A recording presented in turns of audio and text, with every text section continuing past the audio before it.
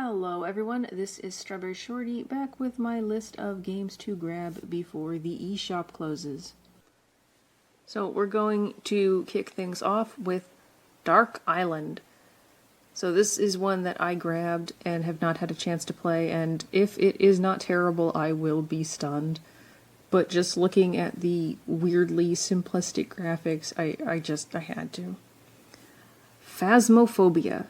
This is one of those ones where I'm not even sure it's a horror game. I grabbed it for pretty cheap. I think it was on sale. And I am a sucker for obscure horror titles, so I'm hoping this is one of them. Zombiescape. This is actually a game that I covered in my DSiWare videos. It looks a lot like Little Red Riding Hood Zombie Barbecue, like featuring even the same font, the same kind of level design, and the same sort of upwards scrolling action, but I found it way less enjoyable. You play as a skateboarder trying to avoid zombies and the like while collecting distressed damsels. I found it near impossible to control, unfortunately, so I can't really recommend it, but, you know, it might be worth checking out. The Silver Falls series. So yeah, these are other titles that I don't really know anything about. There's 3 of them. I know one is 3 Down Stars. I think one is called Undertaker, and then one is like Gold Patrol or something. I believe that last one is currently on sale. The 3 Down Stars is by far the most expensive, and I don't think that one's on sale much. Zombie Incident. So, despite its name, this one I really wouldn't consider a horror title. It just kind of ended up here. It's more like a dark-colored platformer. I really haven't found much else to say besides that. I only played a little bit of it. It's pretty hard. You traverse a castle, and you have to avoid getting hit by enemies, and you can kill them by like jumping on their heads, Mario style. And some enemies you have to hit more than once. But the castle is like, it's not like the way that Mario is just a straightforward castle run. This is like almost like a Castlevania castle, but not as nice looking. Like there's all these different levels, and it's very confusing to try and navigate. Escape from Zombie City. So, really got a lot of zombie games coming up, but I've yet to play this one, but it seems interesting. It's on sale sometimes, and it is not very expensive, so it might be worth checking out. It's got slightly cartoony graphics.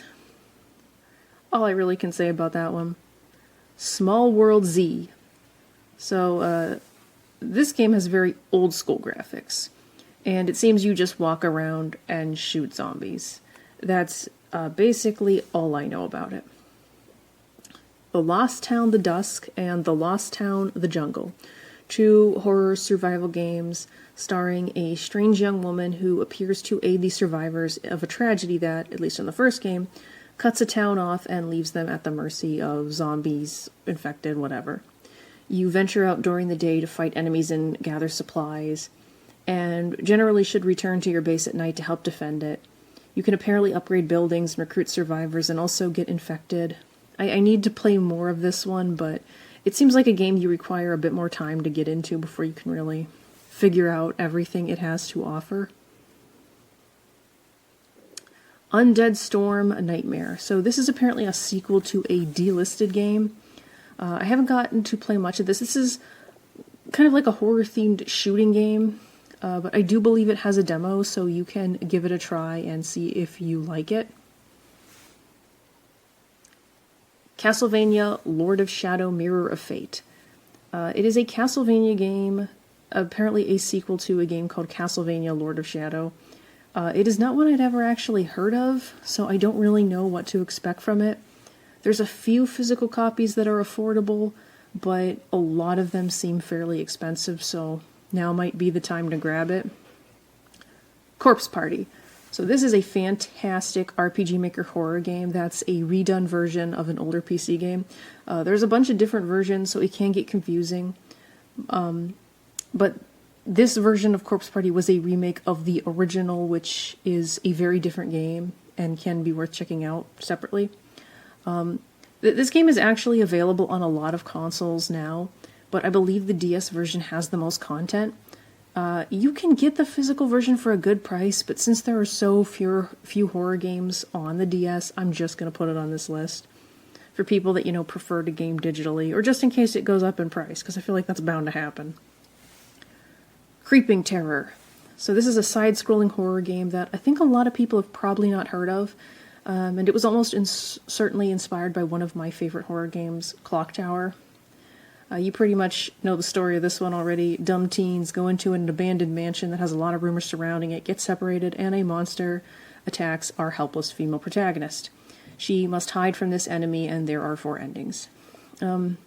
It's a side-scrolling title, sadly not really a great game. The mansion is very, very bland looking, like none of the rooms stand out. There's minimal story, and the characters can't even die in a variety of ways like in Clock Tower. I'm pretty disappointed by it, but as a horror fan, I'd still recommend at least checking it out, especially if you're into Clock Tower. I do believe there's a PC port, but I don't know, I'm just not into playing games like this on PC. Undead Bowling. So I only have the demo for this one, but yeah, it seems to be a zombie-themed bowling game. That's all I got for you. Vampire, Master of Darkness.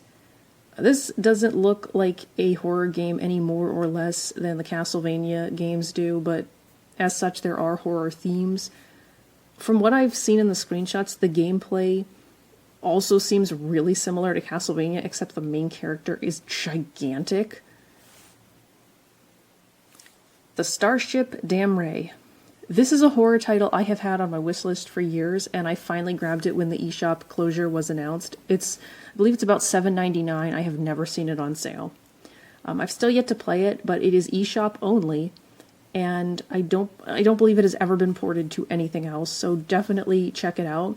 It's a title I never hear anyone talk about, and who knows whether that is ultimately a good or bad thing.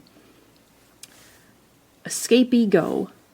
I'm not sure yet how much this actually qualifies as a horror game. I covered it on my DSiWare lists, and it kind of makes me think of Pac-Man. You run around a maze-like area trying to avoid guards as you try to find keys and escape that area. It looks good, and you can get and use various psychic powers as the game progresses, presumably to take out the guards and stuff. And finally, our last game of all these lists, at least for now, Dementium: The Ward Remastered. So again, this is one of the few street horror games on the DS. The original version did get a physical release, but I believe it's really expensive now, as is the sequel, which sadly is not on the eShop. It's a first-person shooter, at least in part, and it is pretty creepy from what I remember. I still need to beat it, but I do remember enjoying it well enough, so I would definitely recommend checking it out. So, like I said, sadly, that is all I have for now. I am open to suggestions, and I think one more video might end up coming out if I manage to put together enough games, or if I manage to finally get to a place at some point, though the idea that that'll happen before late March seems so unlikely. But it's hard to imagine that the eShop closer is literally right around the corner, and there's still so many games I need to get, most of which have not gone on sale, like freaking Fantasy Life. And I'm clinging to the hope we'll get another Etrian Odyssey sale. But anyway, thanks so much for watching. Let me know in the comments if you have any suggestions or if any of these games caught your eye, and I'll catch you next time. Bye!